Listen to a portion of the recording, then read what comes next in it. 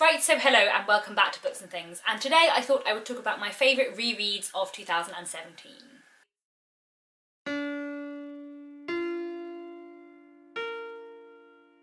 So in 2017 I reread quite a lot of books. In fact, 17 out of the 120 books I read this year were rereads. And when I started to make a list of my favourite books of 2017, I realised that a lot of them were rereads and that I reread a lot of amazing books this year. And there were 6 in particular that I wanted to talk about that were real kind of standout rereads for me. Not just in the amount that I love the book, but in the amount that I loved rereading it. So I have ordered these, but rather than ordering them in terms of like my least to my most loved book, I'm going to order them instead by how good the reread was. So you will notice that Charles Dickens's Our Mutual Friend is in this list, but it is not #1, and that is because although that is my favourite book of all time, this wasn't the best reading I ever had of it, and there were other books that my rereading of them changed my perspective of the book more. Because I think one of the things I really love about rereading is not only rediscovering an old book, but the fact that you have a very different experience of it. And there are some books here that I liked, and then I reread them and I loved so much more. So that explains the order, I think, hopefully, and I will start from number 6. At number 6 I have Emily Bronte's Wuthering Heights. I love Wuthering Heights very much. It is one of my favourite books of all time. It's probably in like my top 5 favourite books of all time, although it is not in my top 5 favourite rereads for this year. Wuthering Heights, if you don't know, is a Victorian classic, and it follows these 2 wealthy landed families in the Yorkshire moors, the Earnshaws and the Lintons, and what happens when one day the Earnshaws adopt a little boy who has been found on the streets of Liverpool, and this boy, Heathcliff, goes on to disrupt everything quite a lot. It's often thought of as a romance, though personally I would say it is more a story of revenge, and one that I love very, very much, and I really enjoyed rereading it this year. The reason why it's not higher up on my sort of list of rereads is because I don't think my perspective on it changed that much, and I don't think I discovered that many new things, although Wuthering Heights is the kind of book where every time you read it you do notice little things, and I spoke in my Victober wrap-up, because I read it in Victober, about how I noticed now how young all the characters are, which I don't think I'd fully picked up on before, partly because I was younger when I read it, and reading this, knowing that in the middle of the book all of the dramatic events that are happening, Cathy and Heathcliff are quite a bit younger than me. They're about 5 years younger than me. They're about 19. That is strange. But it was lovely to reread this because I've read it so many times. This is my most read book because I've studied it both at school and university. I've read it like 10 times. I love it so much. I've read it so many times. I completely adore it. And just reading it and rediscovering it and having that comfortable world of a book that you know so well is just wonderful, especially because I've read this so many times that literally like I knew every word and every scene that was coming because I've studied it lots and I know it so well, and it was just felt so familiar. Slightly weird because I got like weird deja vu when reading it, but it was thoroughly enjoyable, a great book. I highly recommend it, and if you have read it before and liked it and haven't reread it for a while, I would certainly recommend a reread as well. Next I have Charlotte Bronte's Jane Eyre. This I read quite a while back in the year, I think fairly near the beginning of the year, and I read it for my Not So Hypothetical Victorian Literature course, for the introduction where I talked about this and Great Expectations and sort of the Victorian novel as a whole, and it was really lovely to reread Jane Eyre because I'd almost forgotten how much I love it. Jane Eyre was the first Victorian book I ever read, and it introduced me to 19th century literature and to classics and kind of to reading.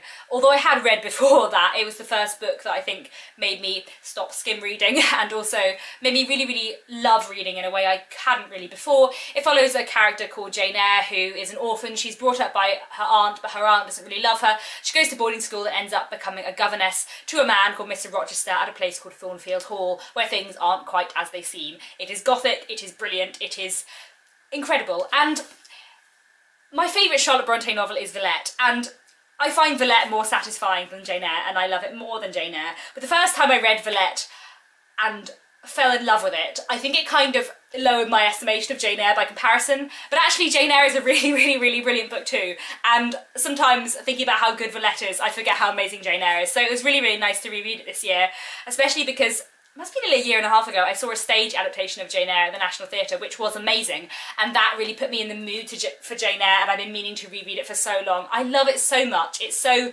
thoroughly enjoyable to read, and it's so interesting, and I also read it alongside Great Expectations, which isn't in this list, though I love it very much and enjoyed that reread too. But it was really interesting to read them both and kind of compare them because they do have some sort of similar aspects in them, and they're really interesting in terms of looking at very, very famous and very sort of quintessential Victorian novels in a way. So this, Jane Eyre, I would absolutely recommend if you haven't read it before. I love it so much, and I think it's a very good place to start with Victorian literature, though I know not everyone loves it. A lot of people do.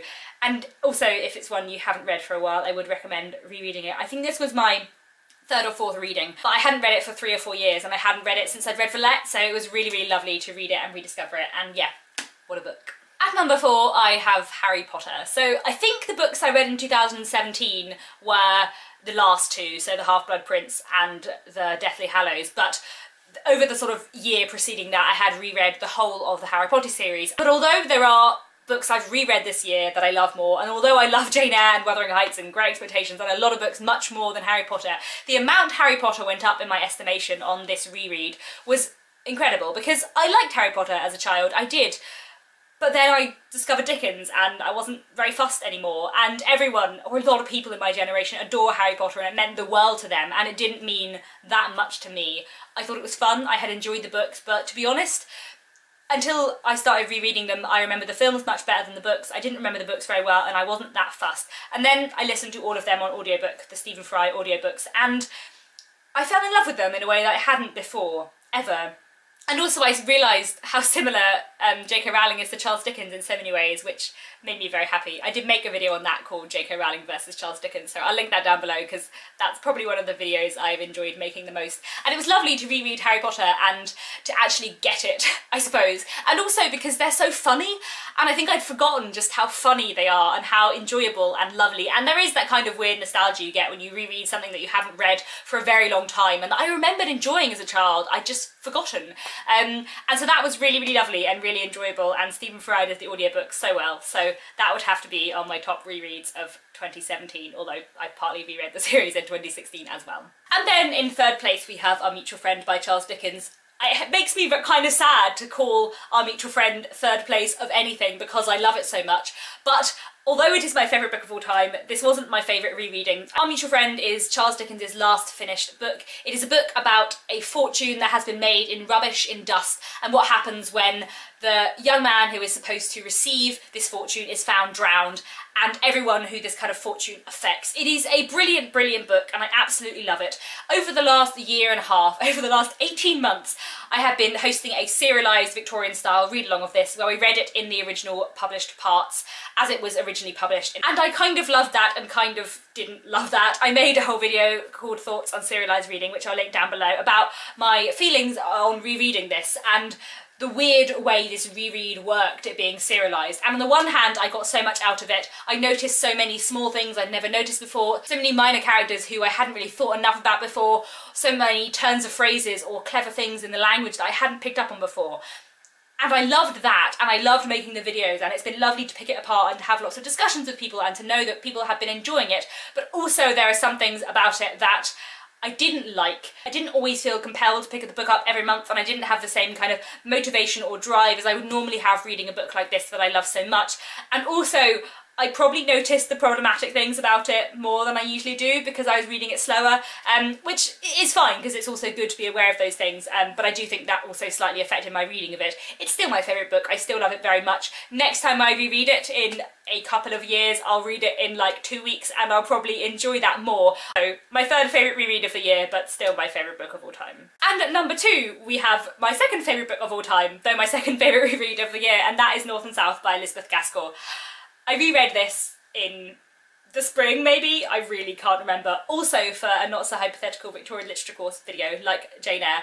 And I'd forgotten how good it was, and I'd forgotten how good Elizabeth Gaskell was. And I love this book so dearly, and I can't believe I had forgotten how incredible it was. This was my third reading of it this year, and I loved it, but I hadn't ever appreciated quite how brilliant it was, and this is the book that made me declare that Elizabeth Gaskell is my second favourite author and that Jane Austen can stand aside. Although I have to say that Anthony Trollope is like muscling Jane Austen at a third position right now, so anyway, that's a whole nother story. I need to reread some Jane Austen in 2018 because like I need to remember how much I love her. Anyway, North and South is so amazing. It's about a young woman called Margaret who's grown up in the rural south of England. It's a Victorian novel, like everything in this video apart from Harry Potter. And one day her father, who is a clergyman, says that he no longer agrees with the church and he no longer wants to be a clergyman, and so he uproots his wife and his daughter and he moves them to the industrial town of Milton, where they become acquainted with a factory owner called Mr. Thornton.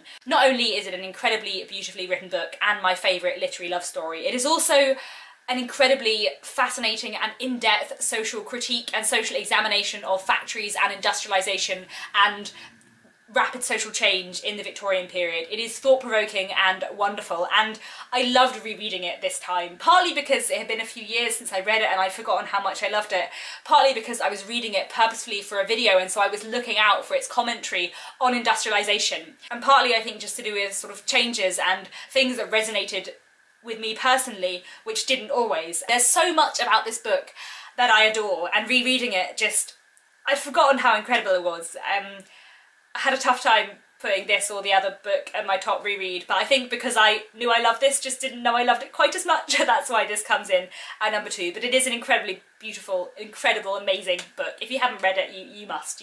But my number 1 reread of 2018 has to be Wives and Daughters by Elizabeth Gaskell.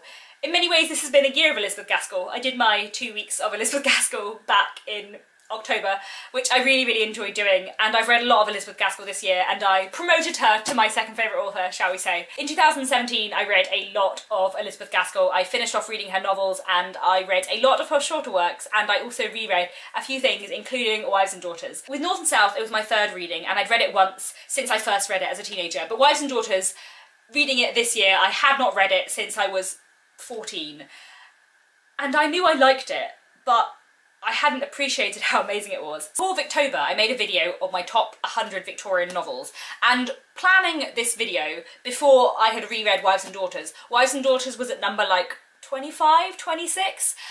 After rereading Wives and Daughters, it was at number 6, and it's in my top favourite 10 books of all time, probably. Although I feel like there are a lot of books that deserve to be in my top favourite 10 books of all time because of how much I love them, and I feel like there are more than 10 of them. But that's beside the point because I don't have to give you that list today. I just have to tell you about Wives and Daughters and why it's my favourite reread of the year. It wasn't like North and South, where I remembered that it was really good, but I'd forgotten how good it was. I remember this as a good book. I didn't remember it as an incredibly, mind-blowingly brilliant book, which it is. It's absolutely incredible. It's a brilliant book, and although I love North and South more, I kind of think this is the better book, and I think I just love North and South more because I love the themes of industrialisation. So Wives and Daughters is about a young woman called Molly Gibson. Her father is a doctor, and her father has been widowed for a very long time, and one day he decides that as his daughter's becoming a woman, maybe she needs some motherly guidance and maybe he should get married. And the book is about Molly's relationship with her father, with her stepmother, with her new stepsister, Cynthia, who's about her age, and also with another family who live nearby called the Hamleys. And it is a beautiful love story, but it's also a story about family, about personality. It's a coming of age story, it's a story about grief and death and loss. It's a story about